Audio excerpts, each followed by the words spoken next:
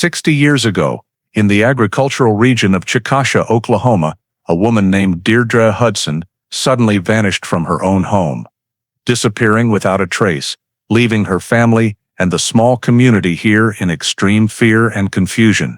Authorities suspected her husband, Dale Hudson, of being involved, but no body was found, there was no clear evidence, and the investigation quickly reached a dead end. However, in the years that followed, Dee's daughter never accepted the explanation that her mother just left. She clung to the belief that something had been concealed. Then one day, when the family's old storage shed was demolished, a seemingly minor detail, but one containing a horrifying truth, was discovered. Something that shocked everyone and changed the entire direction of the investigation. That detail reopened the case file forgotten for more than 4 decades and revealed a secret that no one had ever dared to think of. Before diving deep into this shocking story, let us know where you're watching from, and if you love journeys to reclaim justice buried by time, don't forget to subscribe to the channel so you don't miss the cases that make America shudder. In the spring of 1965, Chickasha, Oklahoma, still retained the quiet appearance of a small agricultural town in the American South. Cotton fields stretched to the horizon. The Baptist church sat in the center of town, and on the western edge was a dirt road leading to the Hudson family farm. Deirdre D. Hudson, 32 years old, was a woman known to many in the area for her strong-willed nature and rare dynamism. She and her husband, Dale Hudson, ran a small transportation company specializing in hauling agricultural goods. They lived in a one-story white-painted house with a fuel storage shed and a few old company trucks behind it. That seemingly stable life ended on a day in early April. That morning, no one noticed anything unusual. An employee passing by said he saw Dee standing on the porch while Dale was preparing to go out to work. After that moment, no one saw her again. As the sun rose high, Dee's office phone went unanswered. Delivery work was interrupted. Customer calls went unresponded. By afternoon, her daughter Raquel came home from school and stopped by her mother's house. The door was locked. The radio was still on inside. The dining table uncleared. A cold coffee cup on the counter. Raquel searched the yard, called the neighbors, then went to the shed behind. Everything was silent. She called her uncle, Greg Hardy, Dee's brother, who lived a few miles away. When Greg arrived, the uncle and niece searched the entire property, from the small office area to the southern fence, but found no sign. Dee's Cadillac was still parked in the garage, keys still on the hook, and no belongings were missing. The last light of day slid across the tin roof of the shed, leaving an inexplicably empty chill. Greg checked the work log, asked a few acquaintances. No one had any news. All reasonable possibilities were gradually ruled out. She wasn't on a business trip, didn't visit friends, didn't call anyone. No letter, no message, no clue pointing to where she went. The silence around the house became strangely heavy. Raquel began to panic, while Greg tried to stay calm, but a bad premonition rose in his heart. Before it got completely dark, he decided something more concrete needed to be done. He stepped into the small office in the house, picked up the rotary phone, and called directly to the Grady County Sheriff's Station to report that his sister had disappeared. On the other end of the line, the duty officer heard the man's urgent voice, quickly jotting down basic information on the report form: victim's name, age, address, last time seen. Per procedure, the case was registered as missing person, adult female. That same night, the record was forwarded to Sheriff Frank Dobson, in charge of the Chickasha area. Reading the part where the reporter affirms the victim could not have left voluntarily, Dobson paused, looked at his watch, and decided to check it out. He had handled many cases of adults leaving home silently, but few left behind their entire car, papers, and a locked house. He called Deputy Raymond Cole, asking to prepare the patrol car and scene recording equipment. It was dark, dry wind carrying the smell of soil and burned grass as they drove along the dirt road to the Hudson property. The gate was open, dim light from the porch spilling out. Greg and Raquel were waiting on the steps. Dobson asked them to recount the entire day's events. Time communication was lost. Places searched.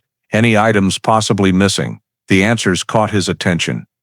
No signs of leaving, no suitcase, no letter, no message. Raquel said her mother would never leave without taking the Cadillac, and the car was still in the garage. Dobson noted, vehicle present. Then he walked around the house, checking doors, window frames, locks, everything intact. He entered the living room, the soft yellow table lamp shining on a notepad, an old coffee cup on the table. No signs of struggle, no broken objects. Windows locked from inside. In the kitchen check, the radio was still on low. In the bedroom, the bed was neatly made, blankets smooth. Dobson noted, no forced entry, no sign of struggle. Stepping outside, he looked toward the fuel storage shed behind. The door was ajar, a faint smell of engine oil in the wind. He asked Greg to wait on the porch, then checked with Deputy Cole. Inside, a few fuel drums, mechanical tools, and a large silver-painted oil tank against the wall. No obvious abnormalities, except slightly damp ground. Dobson flipped his notebook, added a short line. Storage area checked. Returning to the main house, Dale Hudson was back. The tall, sturdy man appeared calm. Dobson asked the last time he saw his wife. Dale said this morning she was still sleeping in the living room. He went to work in the fields. When he returned, she was gone. He thought his wife might go out for a few days to clear her head, and insisted there was no argument. His voice was even, eyes almost emotionless. Dobson didn't react, just asked a few more details about the victim's habits, assets, work. Dale answered briefly, saying his wife, often stressed from work, might find a quiet place. Deputy Cole quickly recorded the statement, with the note, no clear evidence of crime. When finished, Dobson left the house, paused at the entrance, looking down the long dirt road leading out.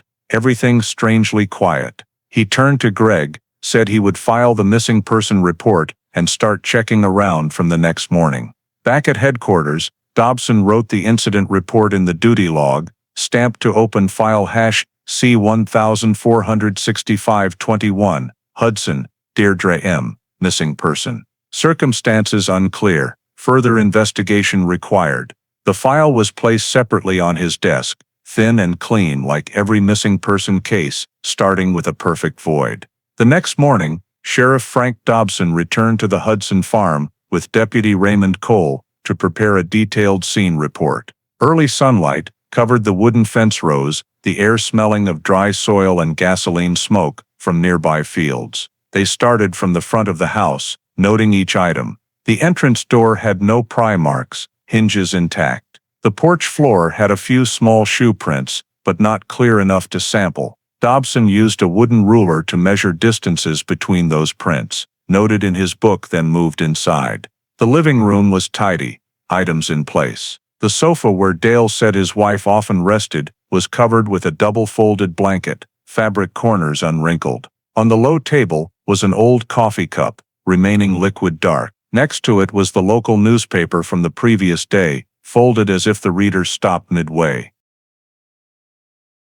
Dobson marked positions with chalk, took photos with a Polaroid camera, noted, no disturbance observed. In the kitchen area, plates and spoons still in the sink.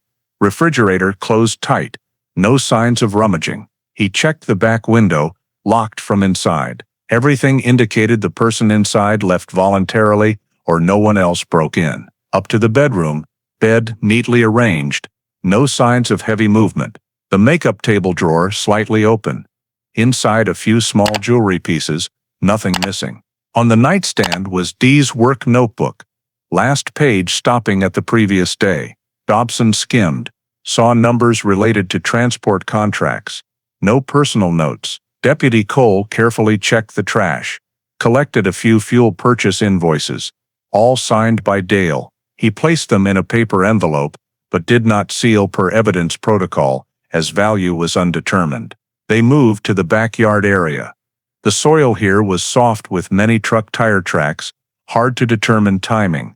Cole remeasured distances between tracks, estimating medium transport vehicle type. No drag or unusual skid marks. Dobson requested an overall diagram marking usual vehicle entry, exit directions, and fuel storage position. Opening the shed door, oil and metal smell immediately spread. Inside was a large silver-painted oil tank, next to a few old containers and a welding tool rack. Dale was there, in protective gear, saying he was cleaning for new deliveries. He appeared cooperative. Showed them the area he cleaned the night before. The tank lid was welded shut. Surface had black burn marks, but no one asked. Dobson just noted, fuel storage area, cleaned recently, odor strong, no visible hazard. He did not request opening for check, as it was considered company equipment. No oil, soil, or burn samples taken for analysis. In the shed corner, a few old industrial cloths and an empty drum, also not recorded as evidence. Finishing the shed check, they returned to the yard. Dobson looked around the property, saw the western fence lower, with a path to the field. He followed a few dozen meters, then returned, concluding no new traces. On the way back, he stopped by the car, opened the summary notebook, house and property intact. No violent signs, no items missing. He marked priority low for this file, but kept status ongoing. The Polaroid photos were clipped to the report, most unclear due to low light. No samples sealed or sent to lab. The scene report ended with Dobson's short line.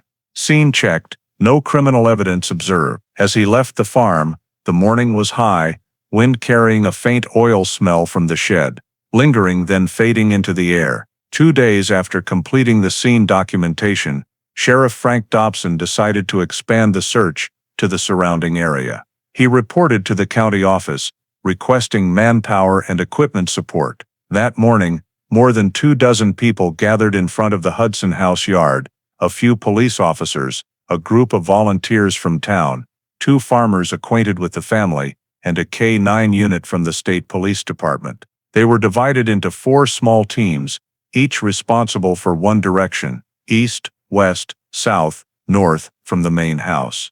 Dobson placed a large-scale topographic map on the patrol car hood, marking the areas to sweep. He selected the adjacent agricultural land and the thin forest strip along the Washita riverbank as the focus. Each team was equipped with a walkie-talkie, flashlight, measuring tape, and marking flags. The early morning wind carried moisture and the smell of river mud, the sky pale gray, low clouds signaling rain. The north team, led by Deputy Cole, followed the usual truck trail in and out, scanning both sides of the fence. They found a few deep tire tracks in the soil, sized similar to medium transport vehicles. Cole photographed and measured the distances between the tracks, estimating they could be from the Hudson Company truck or a delivery vehicle picking up fuel. No skid or sudden stop marks, so he noted it as normal activity. The east team searched along the riverbank, where the ground was sunken with much reeds. The K-9 units were released, sniffing along the water's edge, sometimes stopping at wet patches, then moving on. No special reactions. They only found a few dark fabric scraps, rotted, unclear origin. One volunteer thought they were oil rags due to a faint gasoline smell, but the items were not collected per procedure, just pushed aside. The south team checked roads leading to the highway. The ground had old truck tire marks, layers overlapping.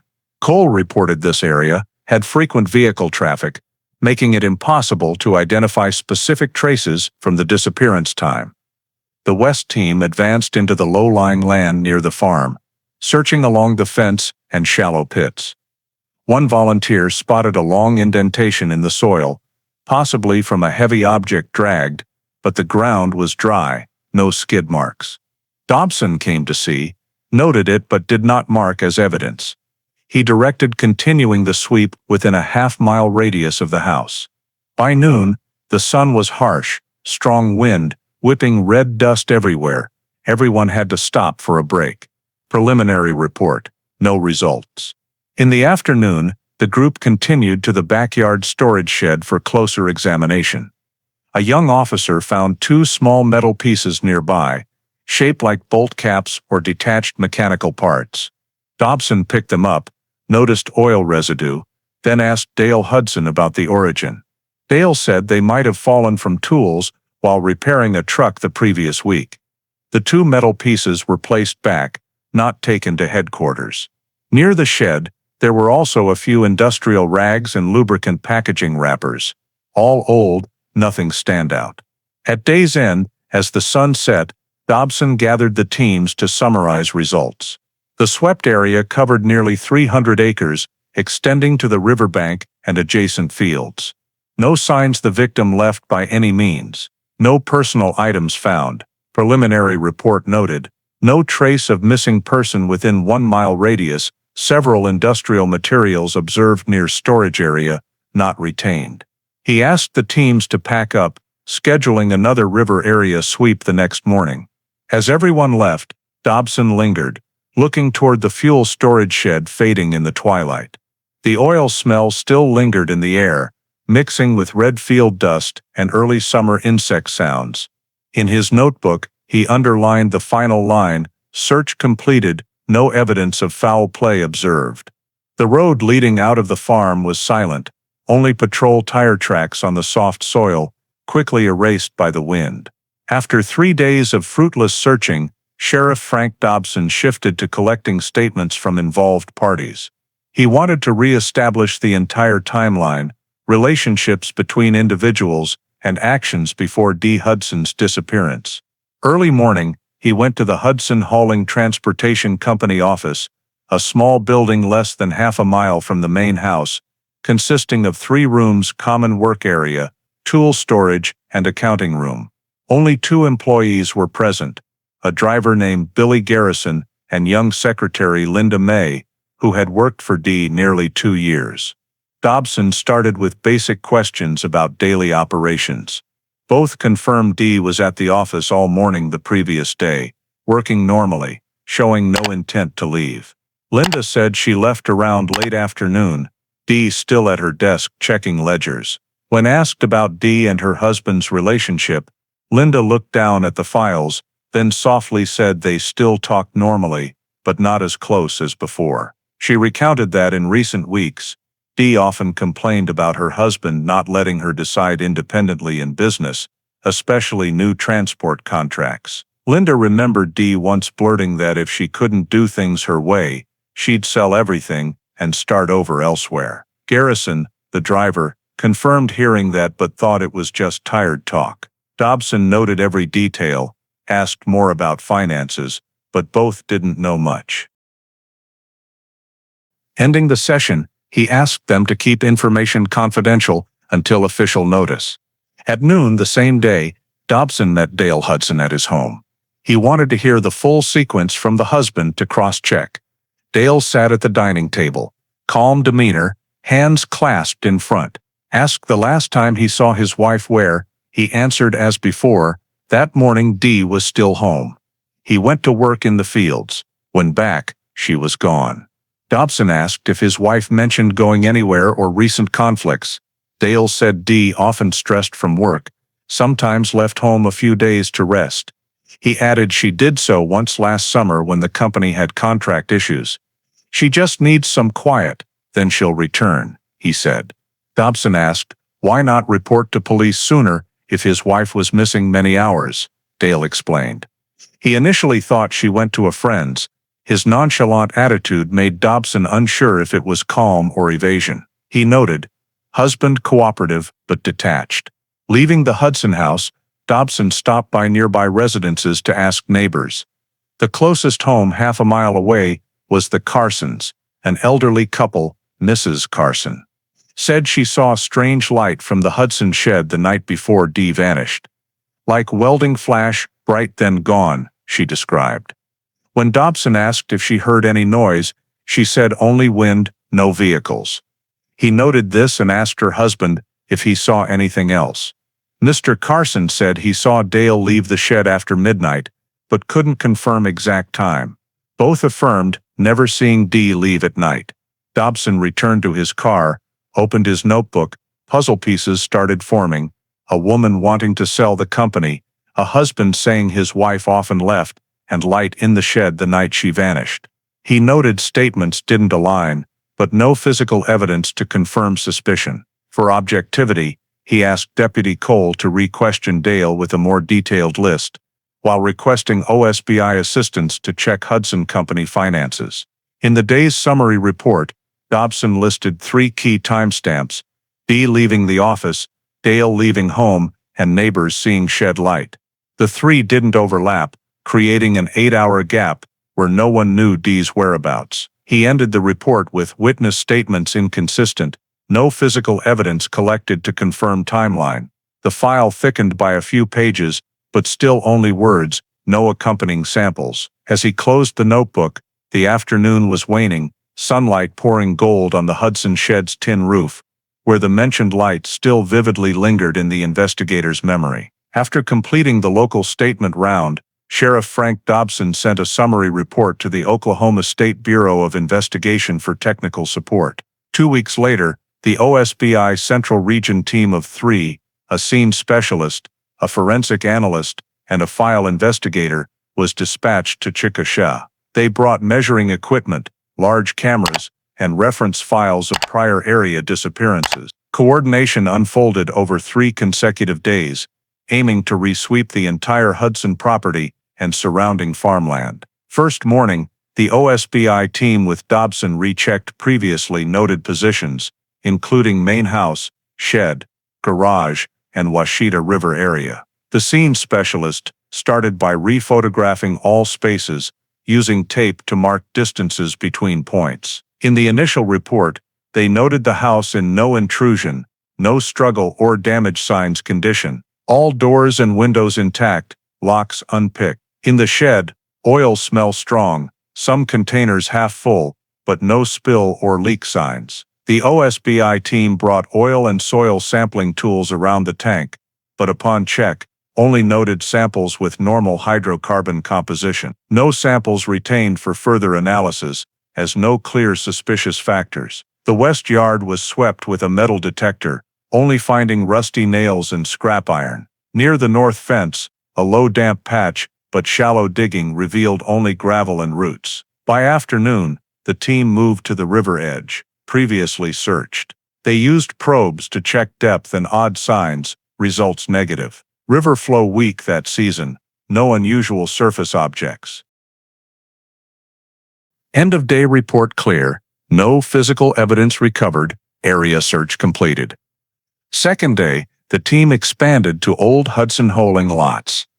The area had 2 abandoned old trucks, paint peeling, wheels half sunk in soil, OSBI photographed.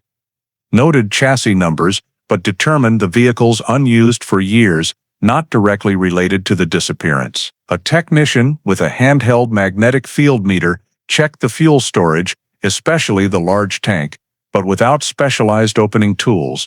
They only tapped the surface, then noted. Tank full, no tampering signs. By noon, Dale Hudson appeared and allowed continued work on the property. He said he was trying to maintain operations and didn't want disturbances. Dobson noted in the record, owner cooperative, denies any knowledge of disappearance. The investigators found no further notable details. Evening, they met at the temporary town office to summarize. Key points listed: 1. No violent signs in house. 2. No biological evidence. 3. No external intrusion signs. 4. No information on victim's vehicle or path after disappearance time. Overall analysis showed the case didn't meet criminal investigation criteria unless new evidence. Third day, the team completed administrative procedures. They re-interviewed Dale final time to confirm timelines. Dale repeated old statement, left home early morning, wife gone upon return, thought she went somewhere to relax. Asked about marriage state, he said, everything fine, just work-style differences. Asked about selling the company, Dale denied. The OSBI investigator noted, husband calm, no worry shown. The 13-page summary was sent to headquarters in Oklahoma City. In the assessment section, the team leader wrote, no physical evidence or statements confirming criminal act. Case may be voluntary adult departure. Final recommendation, insufficient elements for criminal investigation. Suggest file under no foul play indicated, temporarily close case, and await additional information, if any. Sheriff Dobson signed confirmation and kept a copy at Grady County office. The file was closed in a gray paper folder, placed on the shelf with hundreds of others, differing only in the short note in the right corner. Hudson Deirdre M. Missing status unresolved. Outside, afternoon sun covered the plains, wind carrying a light oil smell from the Hudson shed blowing through, leaving a suspended feeling among the just completed pages. A clear conclusion, yet lacking everything that could prove it. 6 weeks after the missing person report, when all search and screening activities had been completed without yielding any results, the case of Deirdre Hudson was officially classified as showing no signs of criminal activity. The decision was made in a brief meeting between Sheriff Frank Dobson, Deputy Raymond Cole, and a representative from the Oklahoma State Bureau of Investigation, OSBI. The state report concluded clearly, no physical evidence or testimony confirms criminal conduct, no body, signs of struggle, or external entry discovered. Based on that recommendation, Dobson issued an internal notice to temporarily close the file. In the administrative record dated June 12, 1965, the final line read, Case C-1465-21, no foul play indicated. Missing person presumed voluntary departure. Right after signing, he picked up the file folder, folded it slowly, feeling a mix of disappointment and relief. In a quiet agricultural town, a disappearance without clues meant life could go on, but for him, it also meant an unanswered question. The evidence collected in the initial phase included a few Polaroid photos of the living room, 2 old oil-stained cloths, a few invoices, and a hand-drawn map of the property. Everything was placed together in a thick envelope, sealed with brown tape, without individual identification codes for each item. Deputy Cole handwritten the label on the outside. Evidence. Hudson, D.M., 1965. No oil, soil, or fingerprint samples were sent to the lab. No chemical reports were prepared. The scene log was only 7 pages long, recording vague descriptions of the house and shed, doors locked, property intact, no signs of break-in.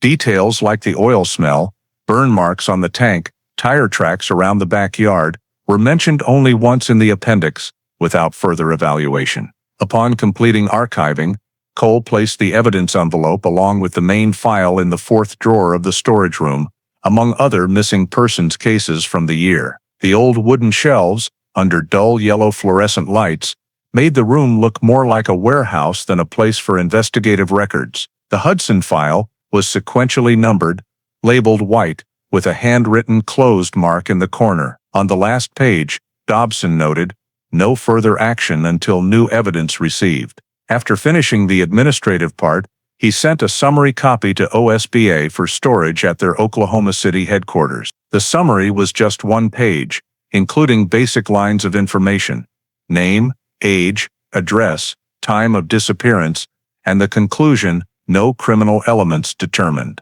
1 copy was sent to the county court to complete procedures. The Hudson family was informed that the police had done everything possible and there were no further investigative directions unless someone provided new information. Greg Hardy, Dee's brother, remained silent as Dobson read the decision. He asked once more about the signs around the shed, whether there was no reason to continue checking.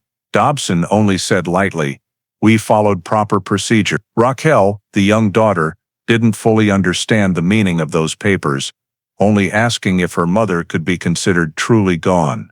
No one answered. Outside, midday sun shone through the office window glass, reflecting on the desk where file C-1465-21 lay neatly among stacks of papers. When the meeting ended, Dobson stepped out onto the porch, looking toward the road leading to the Hudson farm. The wind carried the familiar smell of dust and diesel. For him, this was one of hundreds of cases closed each year, but the sense of incompleteness still lingered. He opened his personal notebook, wrote a final line, "No signs of crime, case dormant," then folded it, and placed it in his breast pocket.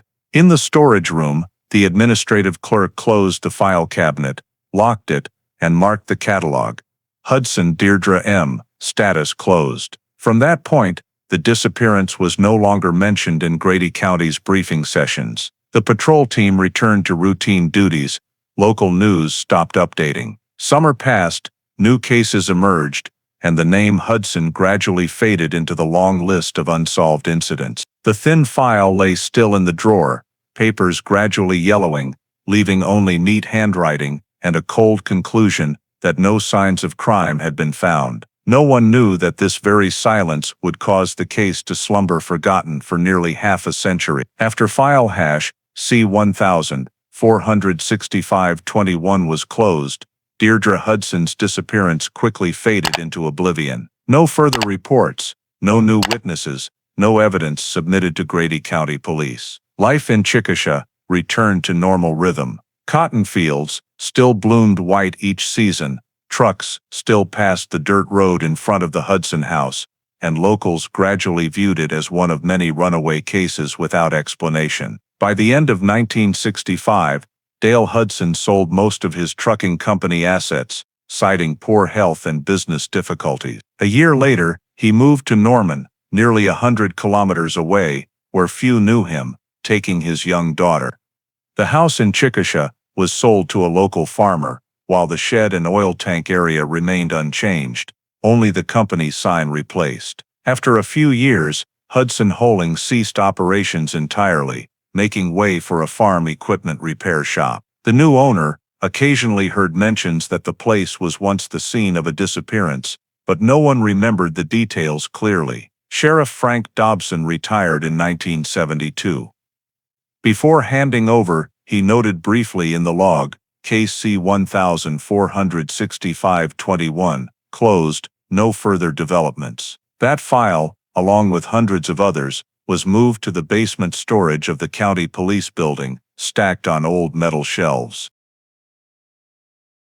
People for time, labels faded, papers yellowed, the sealing tape on the evidence peeled. In the 1980s, the storage was cleaned out. Administrative staff quickly inventoried, discarding many valueless items, keeping only the main file and photos. The Hudson file remained in a cardboard box, marked in pencil, unsolved, inactive. For the next nearly 40 years, no one reopened that document. Those initially involved in the investigation, Dobson, Cole, OSBA technicians, retired or passed away one by one. All information about the case existed solely in a short summary, stored in the state's old database, listing over 2,000 missing persons cases with undetermined causes. By the late 1990s, as DNA technology began widespread application, OSBA and other Oklahoma law enforcement agencies started focusing on reviving old files. They realized many past cases were closed, not due to lack of crime,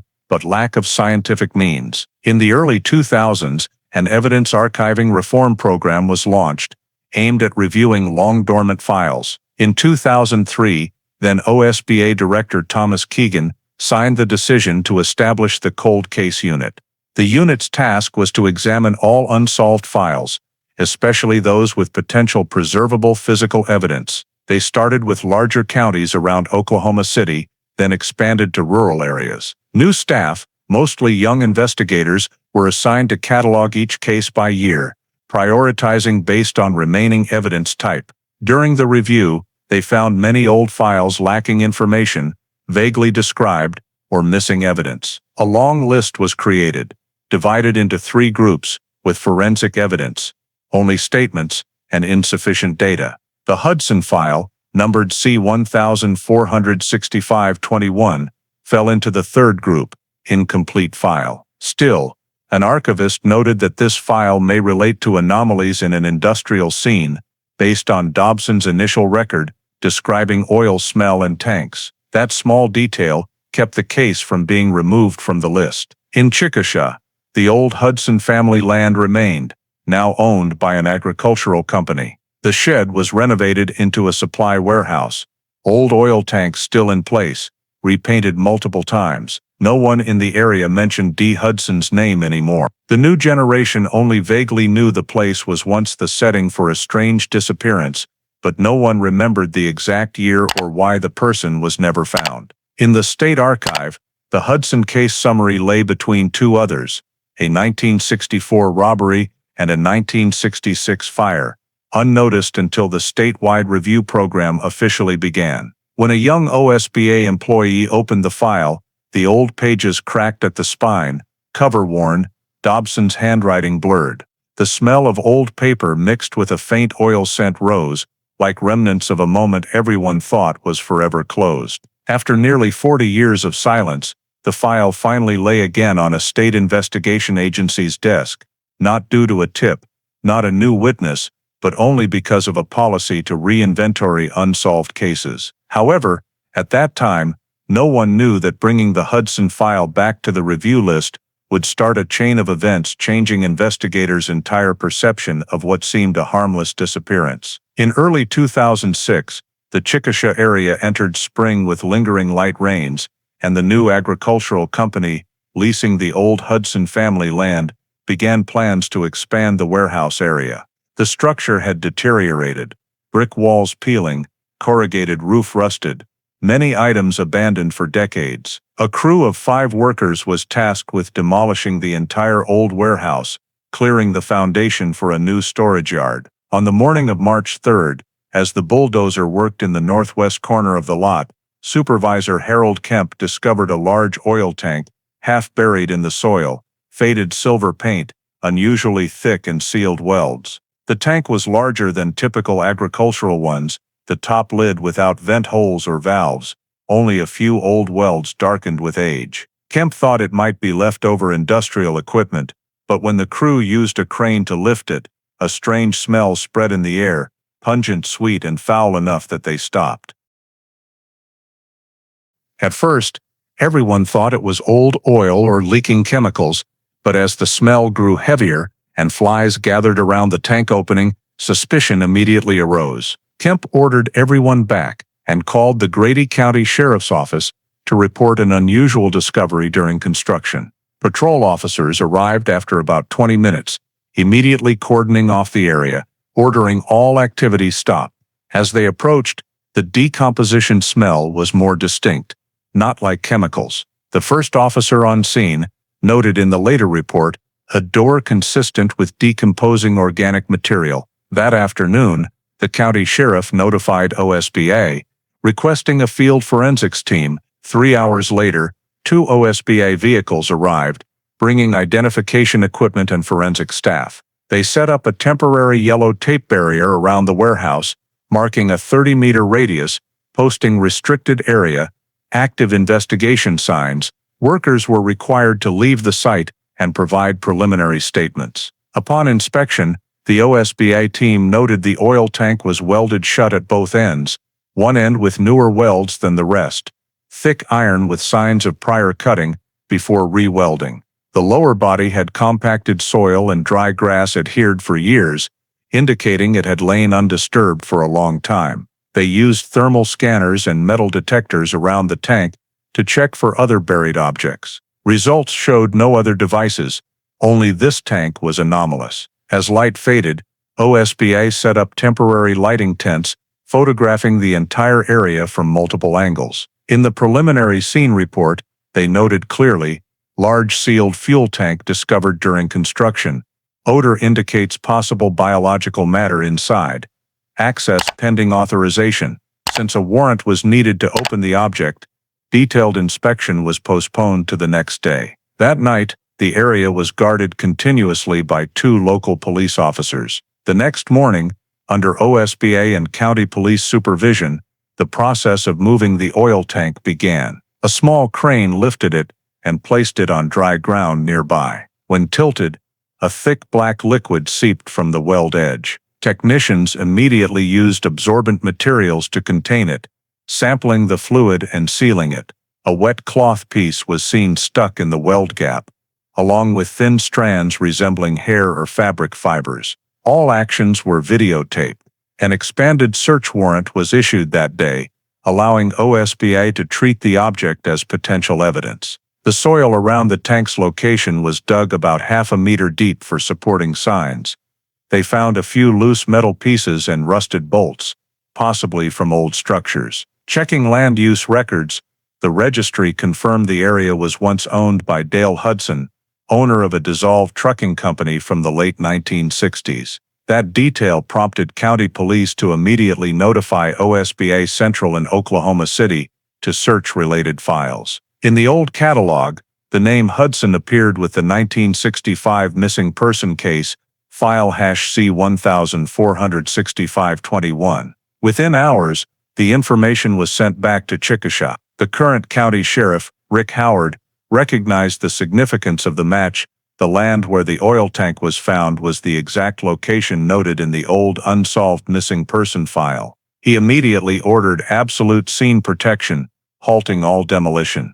The cordoned area was expanded to 200 square meters. Police added more caution tape, large warning signs, and set up a checkpoint with a sign-in log. Every object in the warehouse radius was numbered, photographed, and logged separately. All recorded in OSBA's log. Scene secured. Evidence protocol initiated. Potential link to historical missing person case C146521.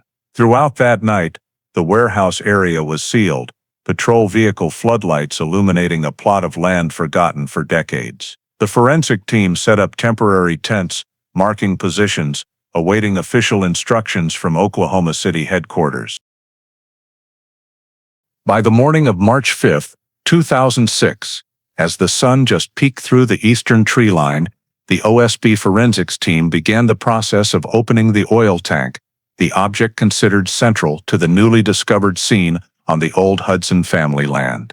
The sky was cloudy, a light wind from the south blowing, carrying faint metal and oil smells. A square area about 10 meters wide was covered with white tarps, only forensic staff and 2 police officers allowed inside. Before proceeding, the field specialist photographed the entire tank from multiple angles, numbering each weld and remeasuring dimensions. The initial report identified the tank as carbon steel, over 2.5 meters long, nearly half a ton heavy, both ends welded shut. The surface had 2 paint layers, outer silver, inner, older dark gray. Welds on the lid were inconsistent, wide and wavy lines characteristic of manual welding. One technician noted, welds irregular, not factory standard. Oxy-cutting tools were used to open a section at one end, operating slowly to avoid damaging internal structure. As the lid was detached, a strong decomposition stench erupted, forcing everyone to add masks. The air was thick with old oil vapor and rotting organic matter. Peering inside through the gap, flashlight beams revealed thick black liquid at the bottom and indistinct object fragments. After venting gas for a few minutes, the forensics team began extracting parts with long tongs. The first sample was a rotted cloth piece, gray-brown, stuck with thick mud. Next were a few small metal items, then a bone segment the size of an adult forearm. Everything was placed on sterile trays, numbered in discovery order. After nearly an hour, they recovered many bone fragments, mostly decomposed, along with cloth scraps appearing to belong to women's clothing. A dark fabric piece with a small wooden button and a brass zipper part. Near the tank edge, while scooping the final mud, a shiny object gleamed under the light. A yellow metal ring, engraved with 3 initials inside, DMH. The ring was close-up photographed, placed separately in a preservation box, labeled item #12, ring engraved interior. The scene report noted clearly, ring consistent with female wedding band. Along with the ring, a shirt button and finely stitched fabric piece were found, each sealed separately. After collection, technicians vacuumed remaining liquid from the tank, filtering through specialized bags for smaller objects. They found an additional jawbone fragment with 3 intact teeth, crucial for identification. All samples were photographed and stored in coated plastic bags. One staff logged, recovered remains appear consistent with adult female, partial skeletonized. Once the tank was cleaned, OSBI materials engineers continued measuring and inspecting weld structure, Results showed welds done with manual E6011 rods, common in 1960s agriculture. Uneven metal flow, overlapping welds indicated non-professional work. Additionally, metal around newer welds had high manganese content, matching rods produced in the Chickasha area then. Technicians compared samples to historical industrial tool data and confirmed composition matches non-commercial farm welding material from mid-1960s. This matched 1965 file information, noting Dale Hudson often self-repaired equipment with a personal welder in the shed. The entire tank opening and sampling process lasted nearly 5 hours, continuously videotaped and stored on drives for analysis. By afternoon, all evidence was transported to OSBA's Oklahoma City Forensics Lab in a temperature-controlled vehicle. The transport list included 14 items: human bones, fabric pieces, wedding ring, metal fragments, and bottom liquid samples. The transfer log noted handover by the lid field technician and receipt by the state chief medical examiner. The clean tank was temporarily resealed and moved to OSBA's large evidence warehouse for later materials analysis. The preliminary report sent that day stated clearly, contents of sealed tank consistent with human remains. Structure indicates manual welding typical of farm equipment from 1960s. Evidence requires full forensic examination. This information was simultaneously sent to Grady County Police and OSBA's Cold Case Unit. The discovery of the skeleton, fabric pieces, and engraved wedding ring turned the matter from a coincidental construction suspicion into a scene of an unexplained death. On the day's final log, the lead investigator's signature noted clearly, potential human homicide case linked to property of former Dale Hudson. Along with that, file hash C146521, after 41 years dormant, was marked reopened with red text, reactivated, pending forensic confirmation. At the Oklahoma State Bureau of Investigation, OSBA Forensics Lab in Oklahoma City, the samples recovered from the oil tank were received and registered the following morning. The analysis process was assigned to the specialized team for long-term skeletal remains, led by the chief medical examiner, Dr. Howard Kramer. All evidence was unpacked in a sealed room under the supervision of 2 OSBA staff and an independent recorder. The bone fragments were cleaned with a special solution, air-dried, then arranged anatomically for evaluation. The initial report determined they were the remains of an adult human female, estimated age 30 to 35, consistent with Deirdre Hudson's age at the time of her 1965 disappearance. The skull was not intact, but the lower jaw was well preserved, with 3 teeth retaining their shape.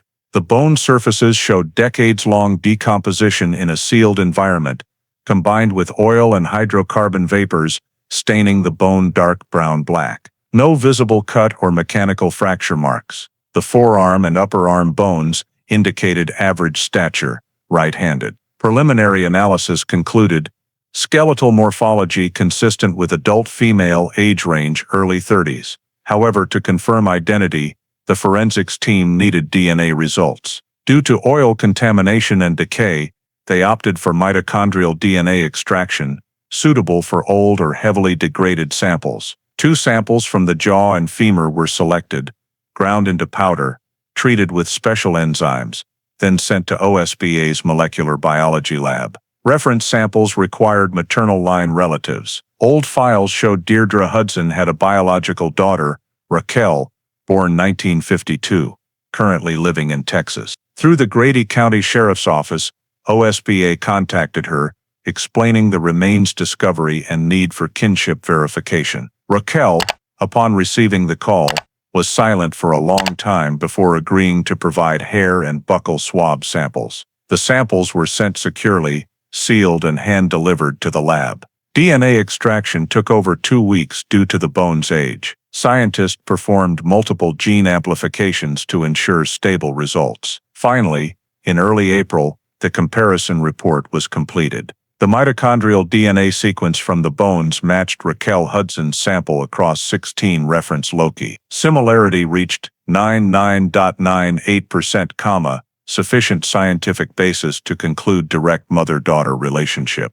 The official report was titled, Mitochondrial DNA Analysis Confirms Maternal Link Between Skeletal Remains and Raquel Hudson. In the conclusion, Dr. Kramer stated clearly, remains found inside sealed tank at former Hudson property, identified as Deirdre M. Hudson, female, born 1933, reported missing April 1965. That same day, the identity confirmation document was sent to Grady County Sheriff's Office and OSBA Command. In Chickasha, current Sheriff Rick Howard received the report and immediately signed a memo requesting reactivation of the criminal file. File C-1465-21, after over 40 years, was reopened as active investigation. New evidence, remains, wedding ring, welding materials, was added to the official evidence catalog, renumbered, and stored in a dedicated vault. In the state database, the Hudson case was reclassified from missing person to homicide, suspected. Local media was only briefly informed that OSBA has identified the remains of a woman missing since 1965 using modern DNA technology. No details were released, as the criminal investigation had been restarted. In the internal summary report, Forensics Chief Kramer added a short paragraph. This case demonstrates DNA preservation in a sealed hydrocarbon environment. The samples show rare storage conditions that may have protected genetic material from complete degradation. For investigators, this not only confirmed Deirdre Hudson's identity, but also opened avenues to analyze the time, cause, and means of her death. At the document's end, the OSBI director's signature was bolded. Case #C-1465-21, officially reopened as homicide investigation. With that paper, a disappearance deemed baseless for 41 years officially returned to Oklahoma's active investigation list.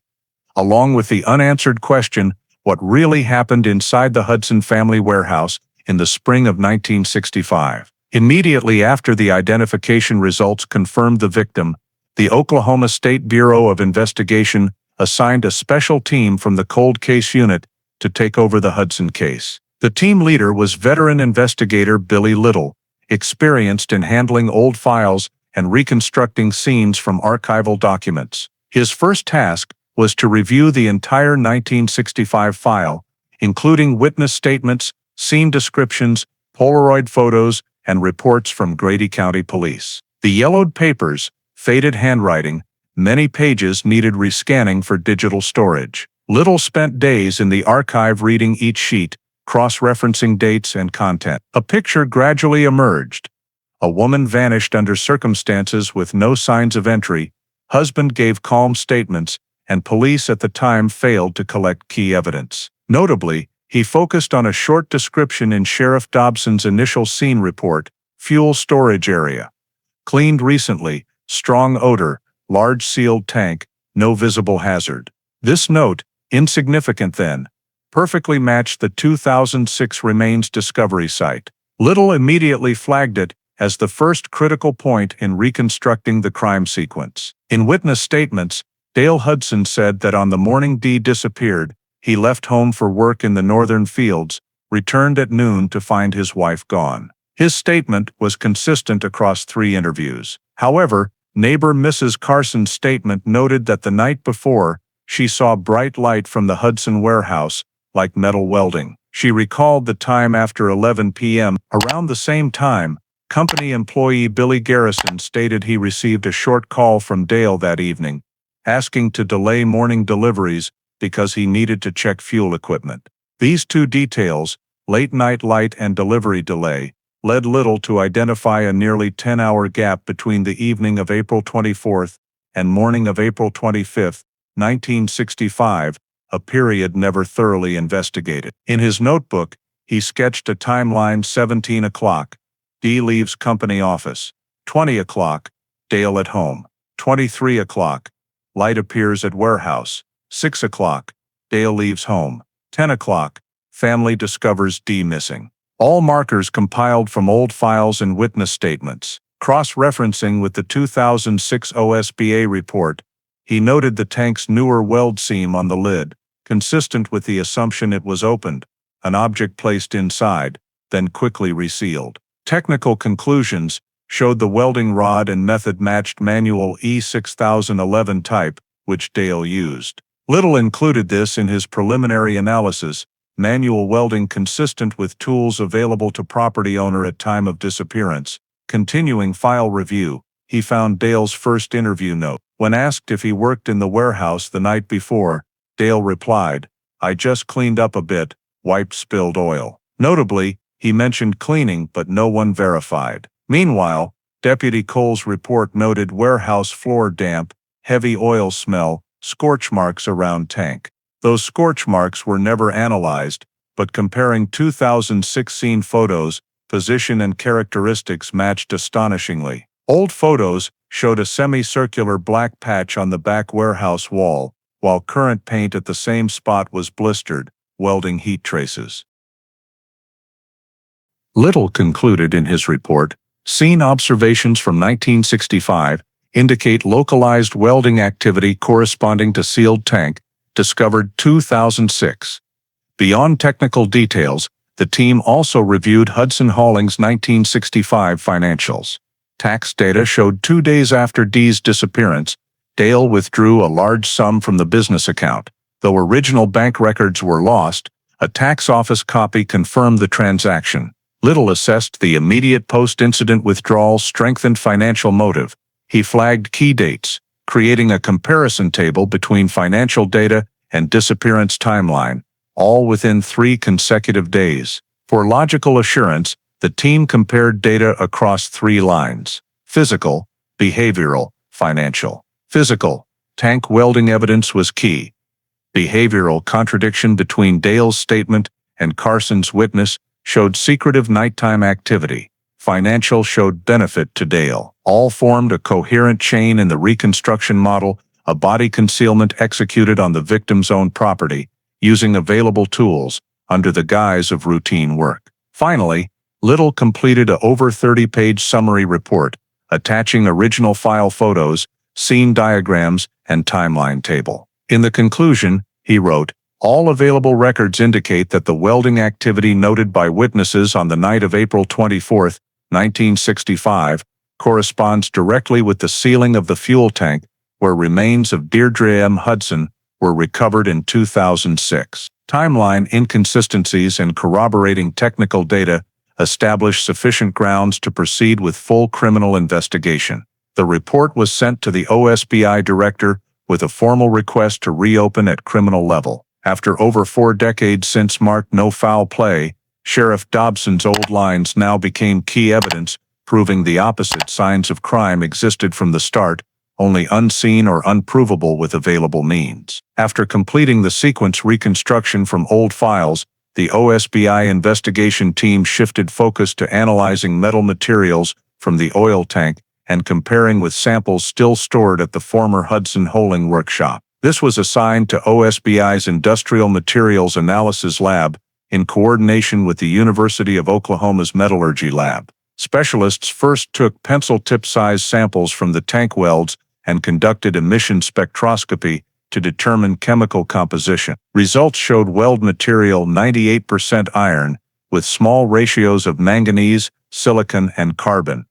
Characteristic of manual E6011 welding rods, common in 1960s agricultural production. Additionally, weld surfaces showed uneven slag and varying bead spacing, indicating non-professional work. This matched prior field team assessment, manual inconsistent welds typical of farm repair work. To pinpoint origin, OSBI contacted an old industrial supply store in Chickasha, noted in 1965 files as Grady Supply Company on oil and parts invoices. The original owner had passed, but his son, still running the business, allowed review of old sales ledgers. In storage, they found thick handwritten ledgers by year. In the 1965 volume, the April 24th page stood out: Hudson Hauling, 10 pounds welding rods, E6011, Lincoln Electric brand. Also noted, welding tips and manual accessories. Below was signature D. Hudson. Per era rules, Company purchases were signed by the owner. OSBI photographed and logged the page copy with current manager confirmation. Comparing this invoice with remaining state tax data, the team confirmed Hudson Holding had a small transaction that day, $8.50, matching market price for similar supplies. The coincidence of purchase date and reported disappearance added weight to the findings. To strengthen evidence, materials specialists conducted deeper scanning electron microscopy to identify weld structure patterns. Magnified images showed serrated bead patterns, uneven melt layer spacing, trapped slag particles, clear signs of manual E6011 welding, only possible with low-power AC arc equipment, not industrial welders. Cross-referencing 1965 file equipment records, OSBI confirmed Dale Hudson owned a Lincoln AC 180 welder, a common model then, fully matching tank weld characteristics. For field verification, the team obtained a search warrant for the old Hudson workshop in Norman, where Dale moved after selling the farm. In a remaining small shed, they found an old iron toolbox engraved. Inside were rusted tools, including unused welding rods, still in brown paper wrapping, labeled E6011, Lincoln Electric, made in USA. These were seized as additional evidence. Comparative spectroscopy showed their chemical composition matched tank weld samples exactly, error under 0.01%. The lab report stated, chemical composition and microstructure of weld material from tank, consistent with unused electrodes recovered from former Hudson property. Additionally, another technical point, at the tank body lid junction, metal showed deeper than normal fusion, indicating rushed welding with unstable temperature. This is common when the operator prioritizes quick sealing over aesthetics. In the technical file, the specialist noted pattern of excessive fusion depth and uneven bead width indicate hurried manual welding, consistent with concealment purpose rather than maintenance. When results were compiled, the team created a three-part comparison table: scene evidence, Norman workshop evidence, and purchase documentation. All pointed to one source, Dale Hudson, the only person with access to company welder and supplies at the time. Investigator Billy Little presented the results to the OSBI director with technical conclusion. All weld and material evidence linked directly to equipment and consumables owned by Dale Hudson at time of disappearance. Transaction record from April 24, 1965, confirms purchase of welding rods identical to those used on sealed tank. Attached were magnified weld surface images, original Grady supply sales page, and Norman rod seizure log. This evidence chain created a solid physical link between the capable operator and the crime scene. At this point, the case was no longer hypothetical. The weld, once overlooked as meaningless technical detail in old files, now bridged two eras over 40 years apart, proving the same person used the same materials to seal the tank where the body was found. When results were entered into OSBI's central system, the Hudson case was upgraded to active forensic case, paving the way to verify motive and behavior of the prime suspect in what was once deemed a traceless disappearance. Concurrent with the metal analysis, the OSBI investigation team opened a new line of inquiry into the finances of Hudson Holding to establish criminal motive. According to information gathered from Oklahoma state tax records, the business operated from 1961 to 1966, registered as a partnership between Dale and Deirdre Hudson, each owning 50% shares. After Dee's disappearance, the company was dissolved in less than a year, but no one had ever examined the banking transactions from that period. Investigator Billy Little requested extraction of the company's full historical financial reports from Chickasha Commercial Bank, where Hudson Holding held its operating account. Original data had been moved to the state bank's archive and microfilmed in the 1970s. The microfilm reels were sent to OSBI for redigitization. As the analysis team began reviewing, they discovered a series of unusual transactions in the exact week of the victim's disappearance. Specifically, on April 27, 1965, 2 days after Dee was reported missing, there was a cash withdrawal slip for $4,000, signed Deirdre M. Hudson. The signature on the slip clearly differed from Dee's known original signatures in tax files and business contracts, especially in the H stroke and the slant of the D. The OSBI forensics handwriting report concluded, high probability of forgery. Signature does not match known samples. The person who directly withdrew the money was recorded as authorized partner D. Hudson. In the ledger system, gender markers were based on presented ID, meaning Dale Hudson executed the transaction. Cross-referencing other slips, the team noted that just weeks prior, Dale had deposited a sum into the same account, also under his wife's signature, to legitimize the later withdrawal. This sequence showed deliberate preparation. In the summary report, the team noted, financial movements indicate intentional transfer of joint assets immediately following disappearance. Not stopping there, OSBA checked Hudson Hauling's legal files at Grady County Court and found a registration change of legal representative filed in early May 1965, about 2 weeks after the disappearance. The document listed Dale Hudson as the sole managing partner, signing for Dee's part with absent partner.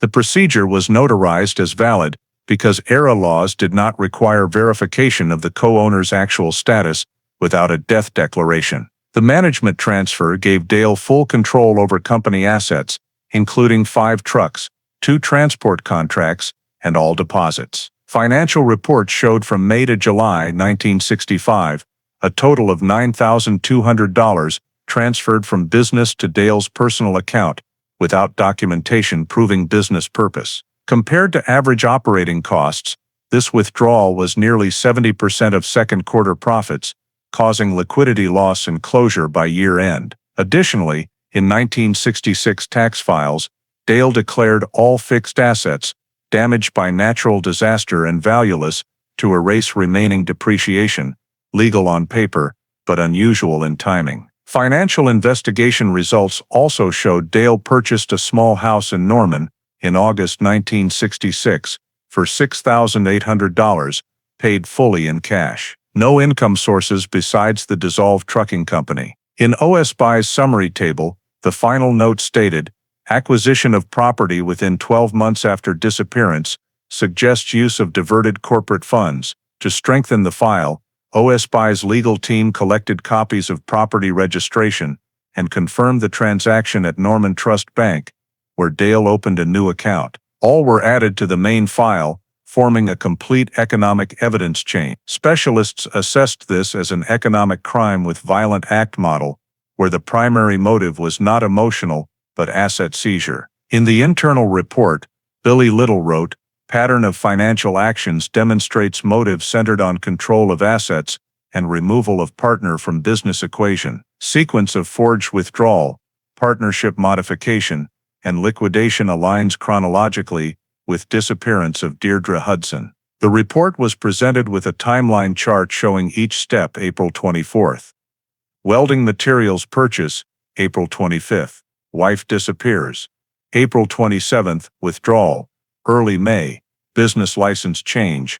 August, new house purchase. The timelines connected perfectly, forming a deliberate behavioral chain. At this point, the team concluded the entire event was no longer random, but a clear plan to control assets and erase co-ownership traces. OSBA's interim conclusion report stated, the financial evidence establishes a probable motive for homicide, directly related to business ownership and monetary gain. The financial file was added to the original, stamped supplemental evidence, financial motive. On the new document folder cover, Investigator Little, handwritten a short line.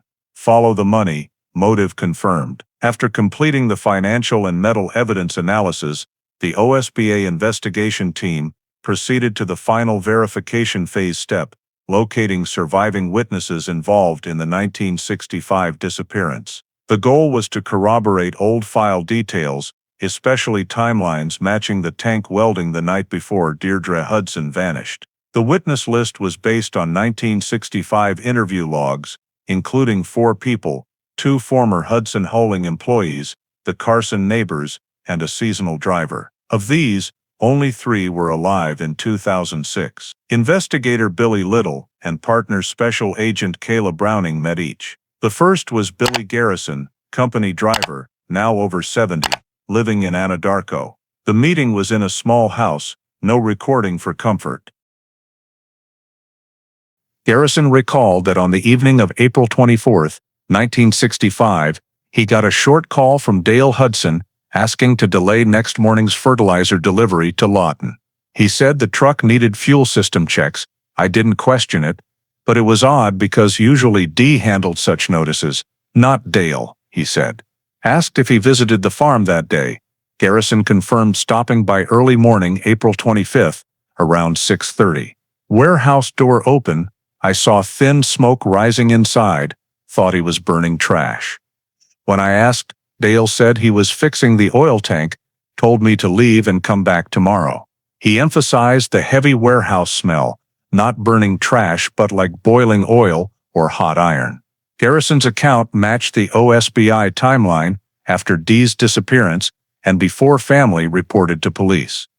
The report noted, witness places Dale Hudson at fuel storage early morning April 25, observed smoke and odor consistent with welding. The second witness, Linda May, former company secretary now in Texas, provided a statement. She said the week before the disappearance, office atmosphere was tense, Dee often tired and frustrated. She clearly remembered the final afternoon, Dee saying briefly, after this shipment, I'll take a few days to rethink everything. Linda affirmed it wasn't a runaway remark, but preparation for a serious talk with her husband. Asked about Dale, she said he rarely came to the office, but appeared unusually often that week. He checked ledgers and asked detailed contract questions, rare for him, she said. This strengthened the hypothesis Dale prepared financial control before the incident. The next witness was Martha Carson, the neighbor across from the Hudson land in 1965, now 89, but sharp-minded. The interview was recorded with a state attorney representative for validation. She recounted that night, after 11 p.m., was skiing blue-white light from the Hudson warehouse, first thinking lightning or truck lights, but it didn't move, flashing steadily like arc welding. I remember clearly because my husband saw it too. We stepped on the porch, metal and oil burn smell drifted over. It lasted 10-15 minutes, then stopped, she said. Asked about other sounds, she confirmed no screams, only faint metal clanging. Interview log noted, eyewitness confirms welding light observed between 11:30 p.m., April 24, 1965, consistent with reported odor of burning oil. Both Carson and Garrison were unaware of each other, but their accounts matched perfectly. Welding light, burning oil smell, night of 24 and early 25. OSBA considered this the most critical witness evidence since case reopening. For objectivity, investigators compared statements with 1965 weather data, confirming clear skies, no storms, so warehouse light was clearly visible, hundreds of meters away. Beyond the 3 main witnesses, the team found a seasonal worker, Harold Nichols, now in New Mexico. He said days after Dee's disappearance, Dale called him to clean the warehouse area and repaint the oil tank. Nichols said, when I arrived, the tank was already welded shut. He told me to add a silver coat for rust protection. I saw black, rough welds, still slightly warm, meaning just done. The report stated clearly, witness describes repainting sealed tank days after disappearance, corroborates evidence of recent welding. With 3 independent but consistent statements, OSBA had sufficient basis to confirm tank welding occurred the night Deirdre Hudson disappeared. Multiple sightings of burning oil smell and welding light solidified the crime timeline. In the summary to the OSBA director, investigator Billy Little wrote, white witness testimonies independently confirm nighttime welding activity, coinciding with victim's disappearance. Statements align with physical evidence from recovered tank and establish critical timeline between 11 p.m., April 24 and 6 a.m., April 25, 1965. The report was stamped verified, attaching recordings and 3 validations. As all data entered the file, the case timeline became seamless. Materials, technique, finances, and statements, all pointing to the same night, same act. In the final page summary, OSBA added a brief assessment, timeline of homicide established through corroborated witness evidence. After solidifying all physical evidence, statements, and financial data, the Oklahoma State Bureau of Investigation proceeded to the final investigative phase analysis, building a psychological profile of suspect Dale Hudson. The goal was to determine risk level and behavioral traits, assessing crime likelihood in a strained marriage and business context. The task was assigned to the Behavioral Analysis Unit, coordinating with 2 State Justice Department criminal psychologists. They started by collecting all personal background, military records, and administrative files on Dale from federal archives. Dale Hudson, born 1929 in Oklahoma City, enlisted 1947, served in U.S. Army Corps of Engineers, discharged 1952 after training operations in Korea. Military records showed 2 disciplinary notes, one for insubordination and one altercation with peer. Final personnel evaluation noted, competent worker but displays difficulty accepting authority. After discharge, he returned to Oklahoma, worked as farm equipment repairman, then opened a small mechanic shop. By early 1960s, met Deirdre, married, and co-ran Hudson Hauling. From former employee accounts, Dale was hard-working but hot-tempered, tightly controlled finances, rarely shared decisions. Company witnesses described him as demanding absolute compliance, intolerant of pushback. One former driver said, if you crossed him, he'd yell right in the yard, no matter who was around. From gathered information,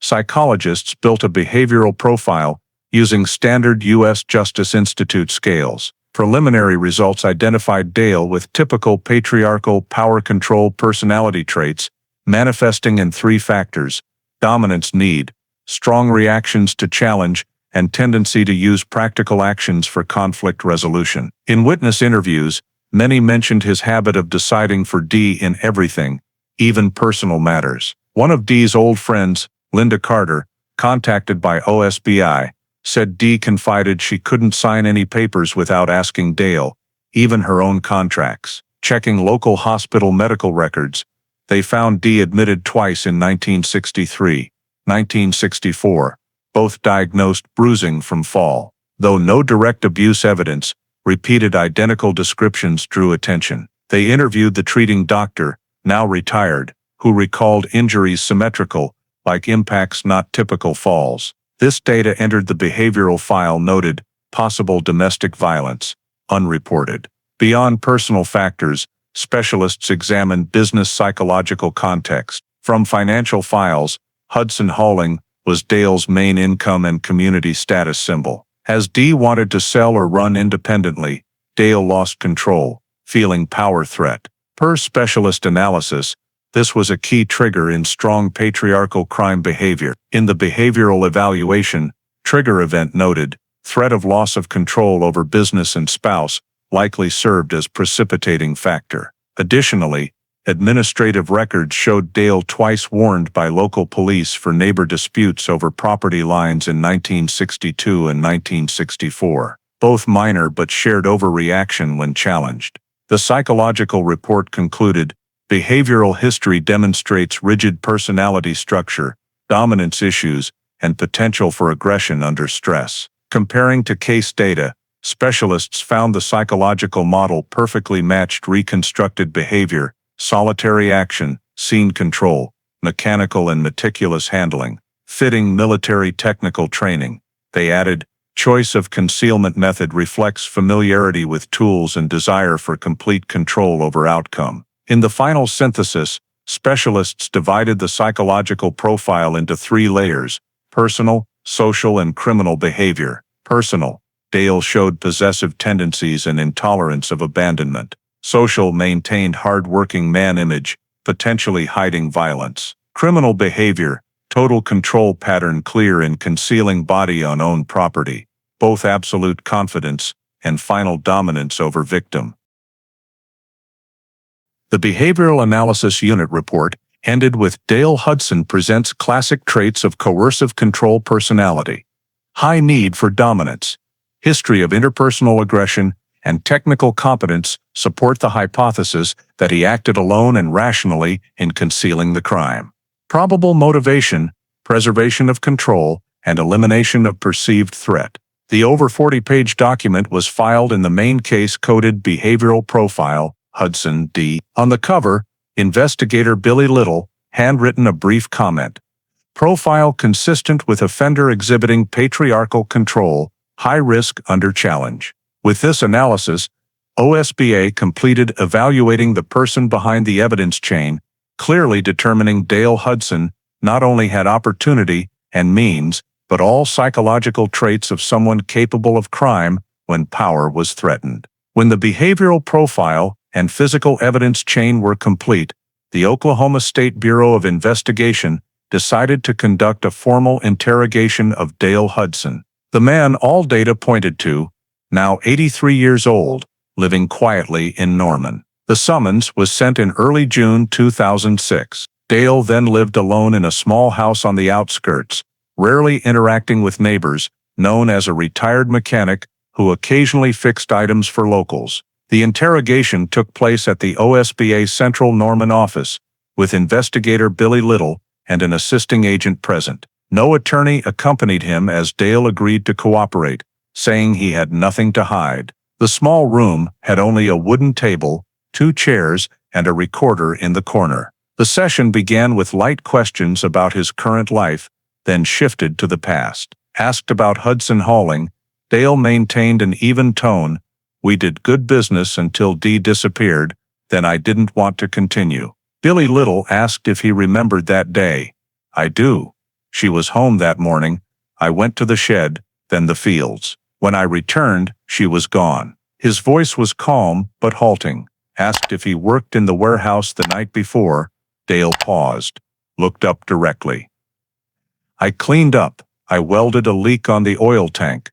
Those old tanks rusted constantly." Little followed. "Do you remember the time?" "Evening, after dinner around 10. He added, "I just welded a few spots, nothing unusual." The team noted in the log, subject admits welding on the night of disappearance. Asked if Dee knew about it, Dale evaded. She didn't care much for that. Always busy with books. After a few silent minutes, Little shifted. "We found the old oil tank at your former farm." Dale raised an eyebrow. "Yeah, those tanks are probably still there. I sold the land, but no one cleared them." Little continued, "Do you know what was inside that tank?" "Oil. I remember filling it before selling." His eyes avoided contact briefly. The agent noted, subject avoids direct eye contact when questioned about tank contents. Little softly, "Forensics found differing weld marks, one newer than the body. Can you explain?" Dale frowned slightly. "Probably over-welded, no one checked back then." He chuckled lightly, but the tone was forced. Asked about buying welding rods on April 24, 1965. Dale reacted quickly. "I bought for work. Why ask after decades?" Little didn't respond, only stating Grady Supply records showed him as the sole buyer of that material locally that day. The room slowed. Dale tapped fingers on the table, then said, "If you think I did wrong, prove it."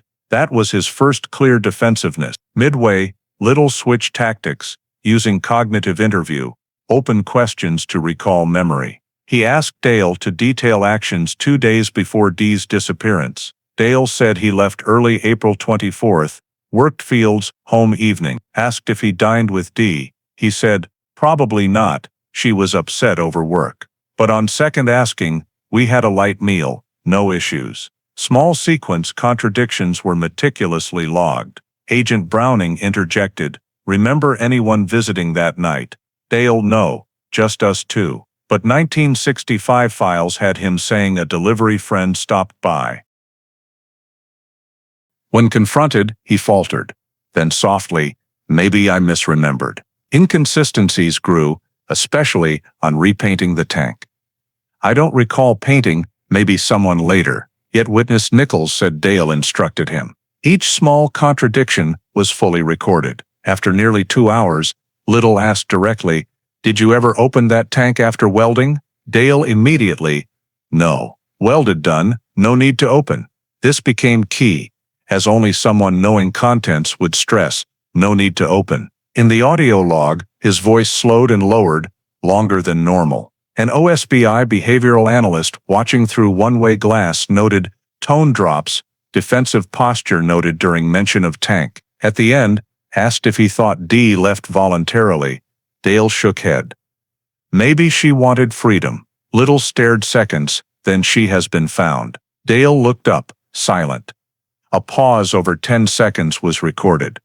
He didn't ask where or how, just softly, "Oh." Final log note. Subject displays absence of curiosity upon learning remains recovered. Upon ending, Dale signed voluntary response and full recording consent.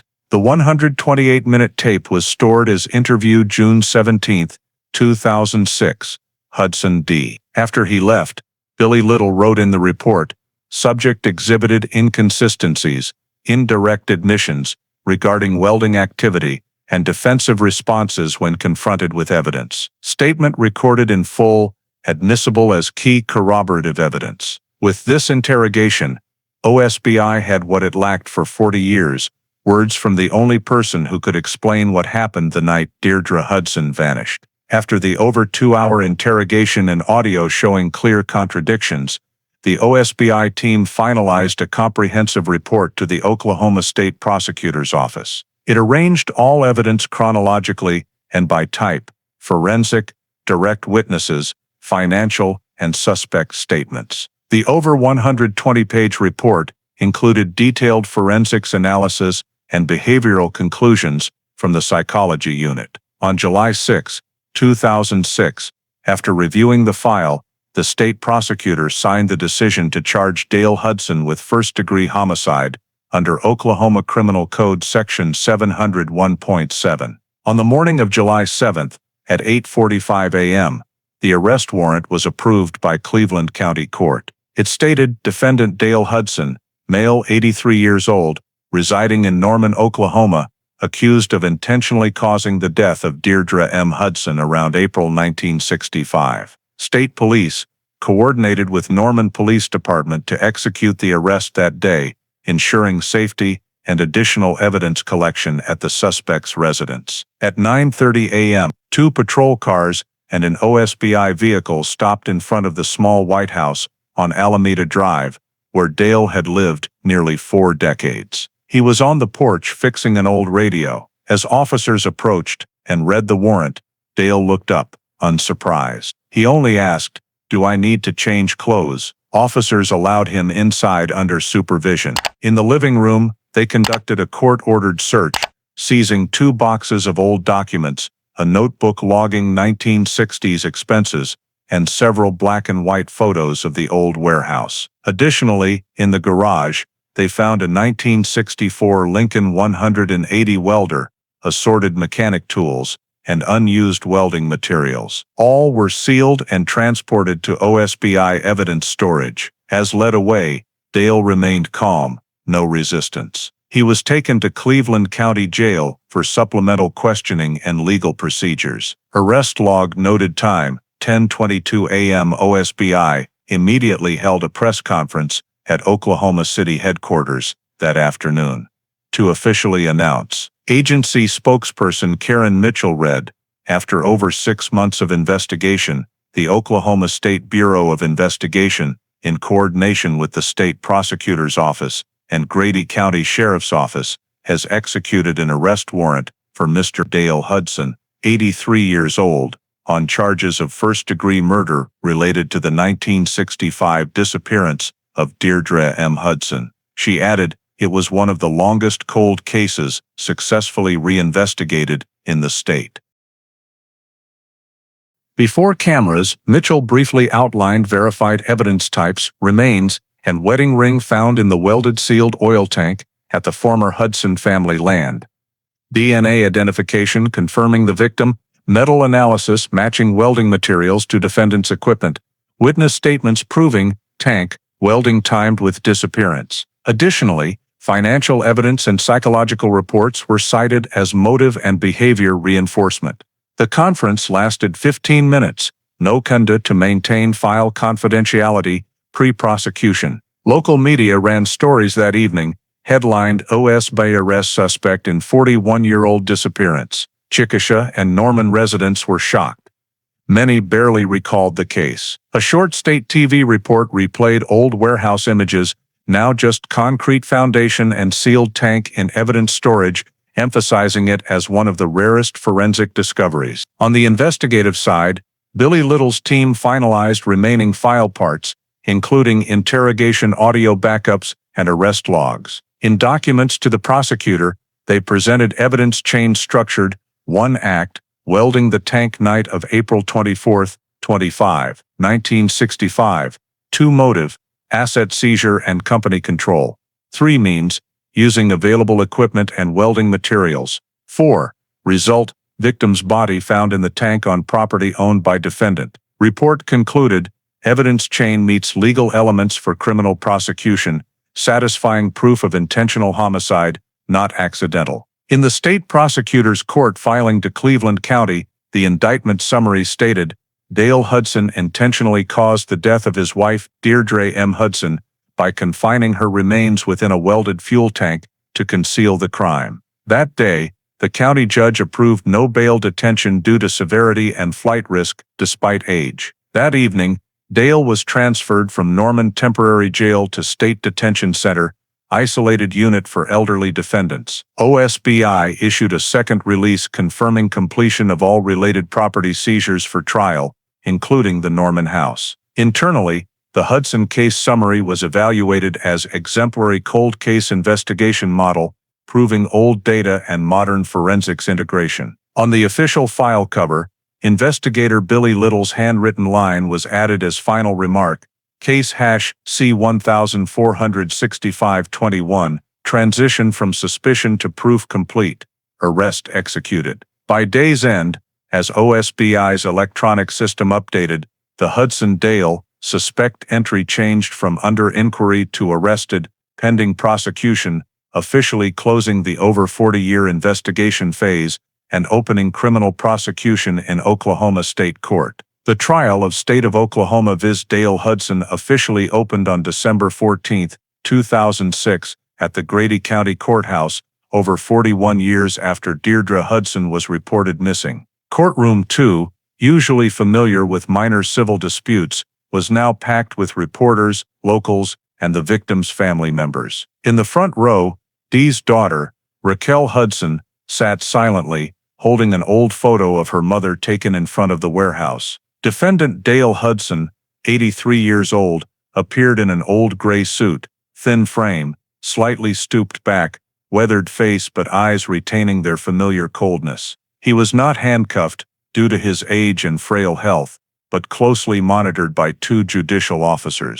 The state prosecution, represented by lead attorney Sarah Whitmore, opened with a 15-minute statement summarizing the 2006 case reinvestigation. She told the jury, "This is not just an old case, it is proof that justice has no expiration date." She outlined key points: the day Dee vanished, the discovery of the welded sealed oil tank on the old property, DNA results confirming the victim's identity, along with physical, financial, and behavioral evidence. Every piece, no matter how small, fits perfectly to show one man killed his wife and buried the truth for over 40 years, she said firmly. The defense, led by Martin Schaefer, chose a counter-strategy based on lack of direct witnesses and lack of evidence on time of death.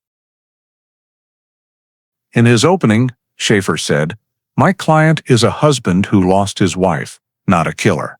No one saw him commit the act, no witness heard screams, and no document confirms the time of death. The entire case is speculation based on vague assumptions." However, the prosecution was thoroughly prepared. In the first 3 days, the court heard testimony from OSBA forensics experts, Dr. Howard Kramer, who handled the skeletal examination, detailed the process of determining gender, age, and mitochondrial DNA comparison with Raquel Hudson's sample. He said, "The gene sequence matches 99.98%, no possibility of error.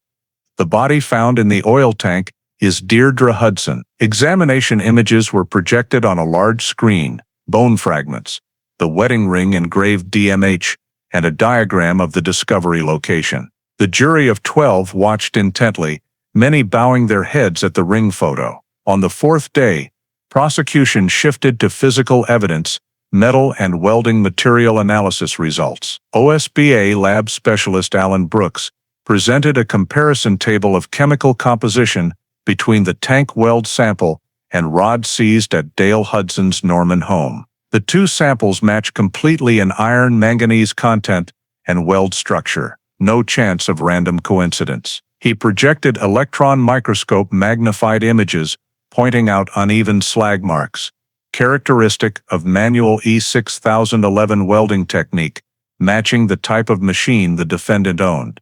When cross-examined, he affirmed, no one else familiar with that welder could produce the exact same joint pattern.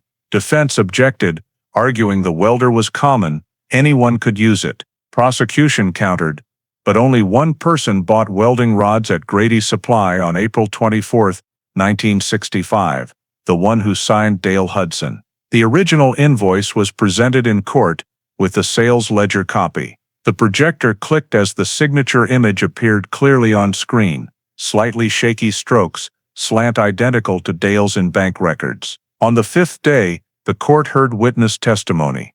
Billy Garrison, former company driver, recounted seeing smoke and hearing metal welding in the warehouse early morning of Dee's disappearance. He told me to leave, said he was fixing the tank. The burning oil smell was overpowering, he said. Then Martha Carson, the neighbor, described flashing blue-white light at night, an acrid smell drifting to her house. She spoke slowly but firmly. I've lived there my whole life, never seen anything like it. Both statements left the courtroom silent. Defense tried to discredit, saying memories after 40 years were unreliable, but prosecution responded with physical evidence, perfectly matching their description. On the sixth day, financial evidence was presented. A state investigative accountant showed bank records of Dale withdrawing $4,000 after the disappearance, using Dee's forged signature, then transferring all assets to his name. Prosecution said, that's the action of someone who knew his co-owner would never return. After presentation, Whitmore summarized, motive clear, power and money. Act clear, welding the oil tank. Result clear, body in that very tank.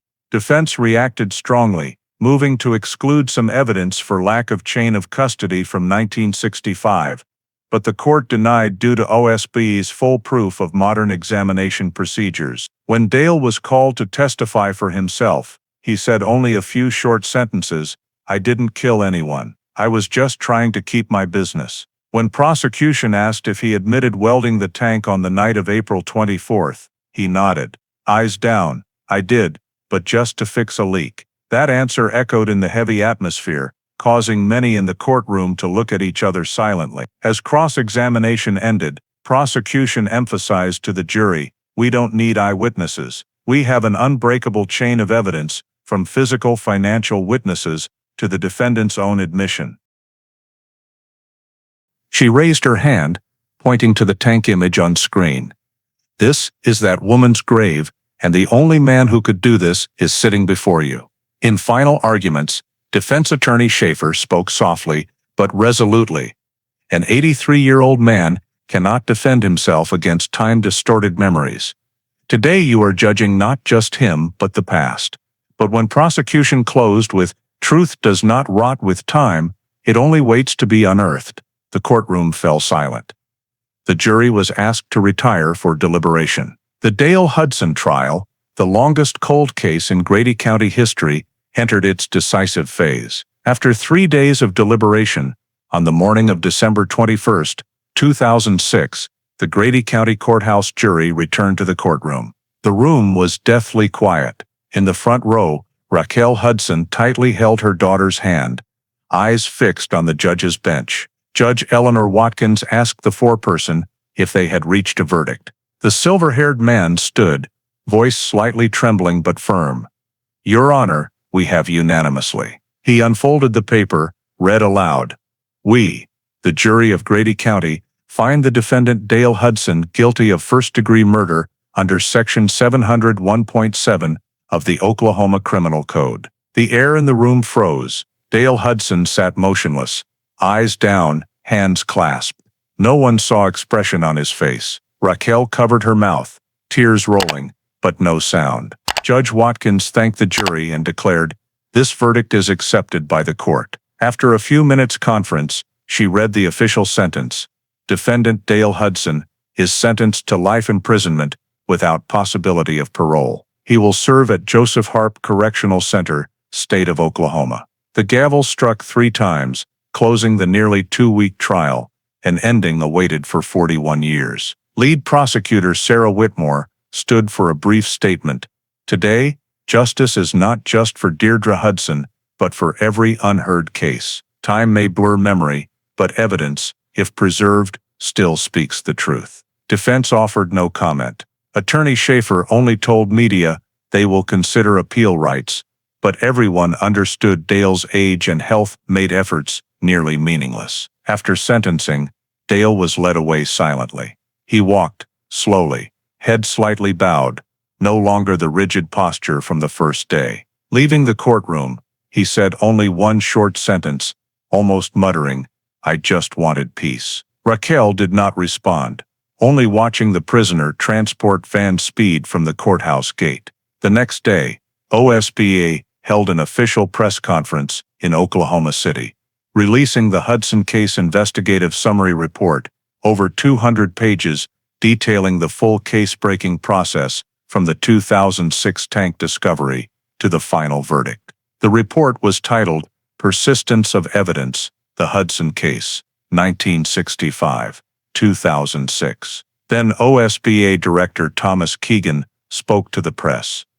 "This is not just one case's success. It proves the importance of preserving evidence, no matter how small. If the 1965 logs and photos were lost, this case would remain in darkness forever." He emphasized that combining manual archived data with modern DNA technology opened new paths for cold case handling. The OSBA report highlighted 4 pillars that changed the outcome.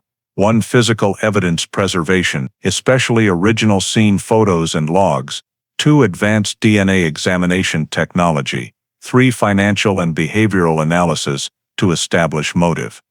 And 4. Persistence of the cold case unit investigators. In the appendix, investigator Billy Little was credited for connecting scattered information into a complete logical chain. He wrote in the report's final note, "No evidence is minor." A handwritten line in a 1965 log led us back to the scene where truth was buried for 4 decades. The report also proposed a statewide electronic file preservation model to digitize all unsolved cases before 1980.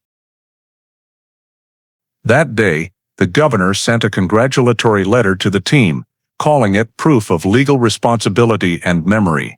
Statewide media ran analysis series on the case, describing it as justice's return after half a century.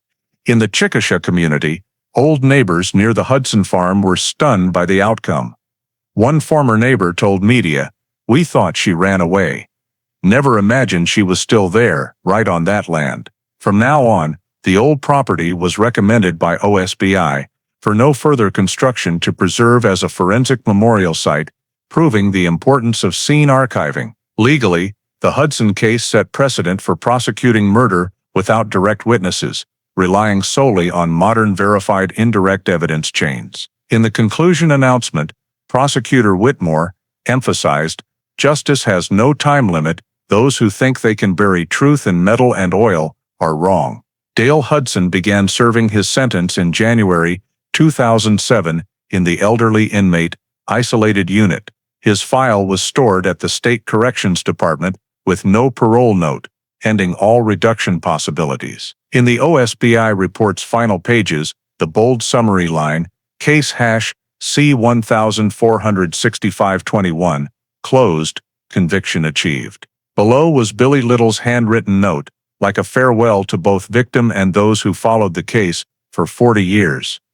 "Time may cover everything, but it cannot erase the smell of truth." The story of the Deirdre Hudson case is not just a rare cold case breakthrough, but a mirror reflecting how American society views justice, responsibility, and memory. For 41 years, that disappearance was deemed no signs of crime, then forgotten among hundreds of old files. But the persistence of people, like the Cold Case Unit investigators, and the preservation of every document page, every scene photo, revived the truth. From a small detail, the oil smell and welded tank note in the 1965 report, to modern mitochondrial DNA technology, all prove justice exists only when society preserves evidence and respects the past. In today's America, where information speed makes everything quickly forgotten, the Hudson case reminds us every small detail has value, whether in investigation, work,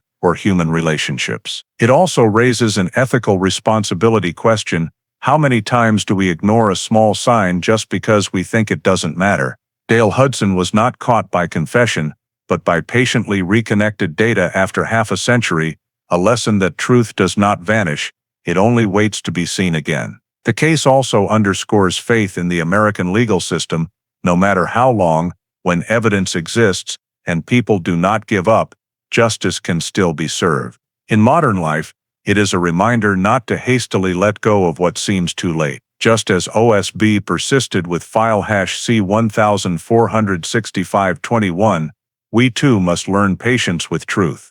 Because justice, like trust, exists only when people are persistent enough to preserve it. If you believe justice buried can still rise again, as in the Deirdre Hudson case, please subscribe to the channel to continue exploring untold true stories with us. Thank you for following to the end of the journey.